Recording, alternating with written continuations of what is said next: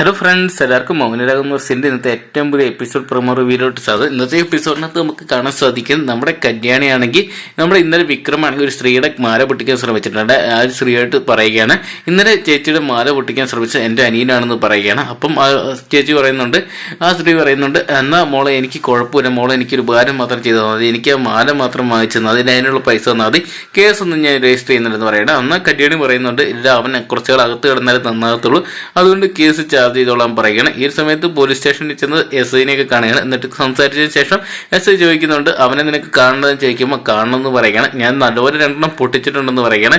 എന്നിട്ട് കല്യാണി ചെന്നിട്ട് ജയിലിൽ കിടക്കുന്ന വിക്രമനോടായിട്ട് പറയുകയാണ്, നിനക്ക് നല്ലൊരു സ്ത്രീയെ, അതായത് ഭാര്യയായിട്ട് കിട്ടിയതാണ്, എന്നാൽ നീ ആ ജീവിതം തട്ടിത്തെറിപ്പിച്ചു എന്ന് അവളുടെ കണ്ണീര് വീഴാൻ തുടങ്ങി, അന്ന് തൊട്ട് നിന്റെ നാശം തുടങ്ങിയെന്ന് പറയുകയായിരുന്നു.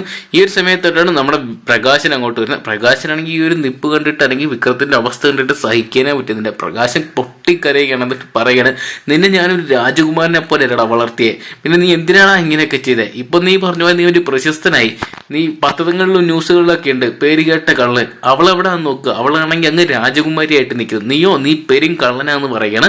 അങ്ങനെ വേദനാജനകമായിട്ടുള്ള പ്രകാശന്റെ ഇമോഷൻ രംഗങ്ങൾ കാണിച്ചുള്ള ഒരു കിടിന അല്ലെങ്കിൽ എപ്പിസോഡ് തന്നെയാണ് നമുക്കിന്ന് മൗനരാഗം വർസിന്റെ ഭാഗത്ത് നിന്ന് കാണാൻ സാധിച്ചത്. എന്തൊക്കെയാലും കണ്ടു തന്നെ അറിയണം ഇനിയും വിക്രം പുറത്തിറങ്ങിക്കഴിഞ്ഞാൽ ഏത് രീതിയിലോട്ട് മാറുന്ന ഒരു അവസ്ഥയിലോട്ട് വരുന്നൊക്കെ. അപ്പം വരും ദിവസങ്ങളിലെ മൗനരാഗം വർസിന്റെ എല്ലാവിധ എപ്പിസോഡ് പ്രൊമോ റിവ്യൂസും ആകും തന്നെ അറിയുന്നത്. ഇപ്പോൾ തന്നെ ചാനൽ സബ്സ്ക്രൈബ് ചെയ്തു.